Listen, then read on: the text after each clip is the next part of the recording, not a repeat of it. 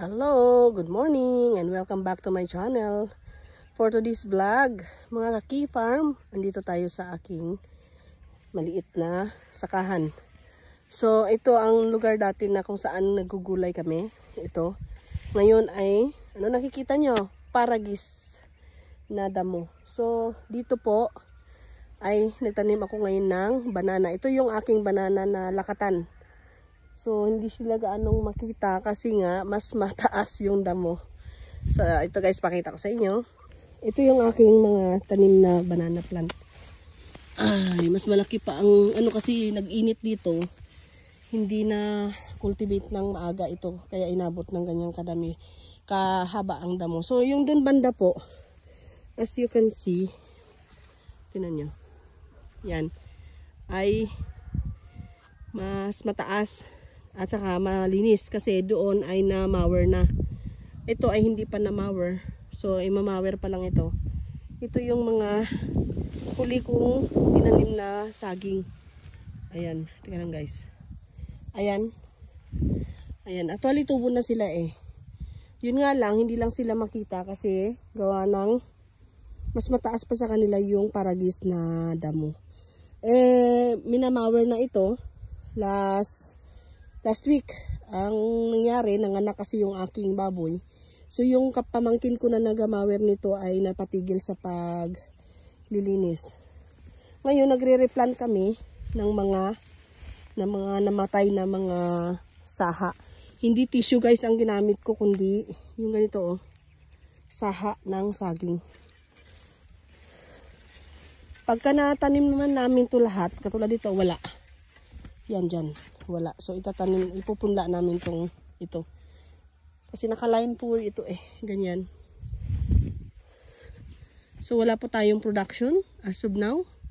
Kasi ang banana ay 1 year bago tayo makapag-harvest ng kaniyang mga bunga. So ito, marami tayong pupunlaan dito.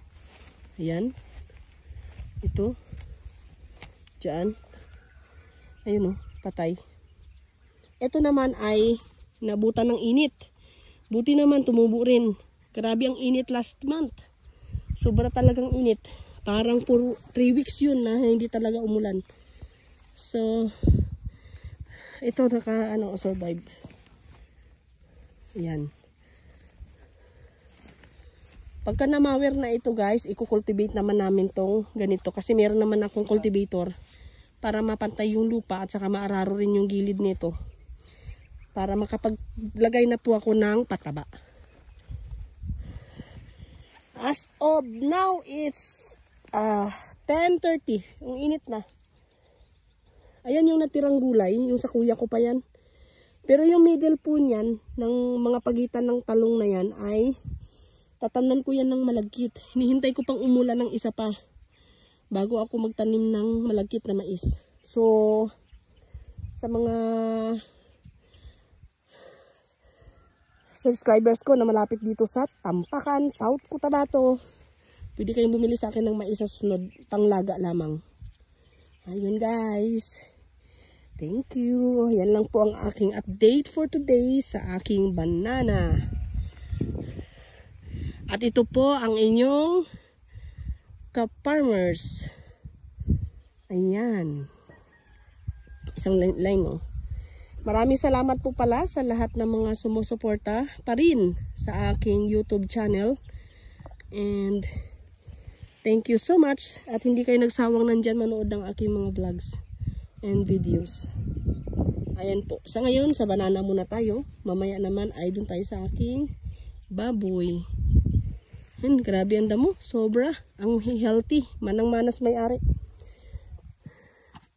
And again, bye-bye.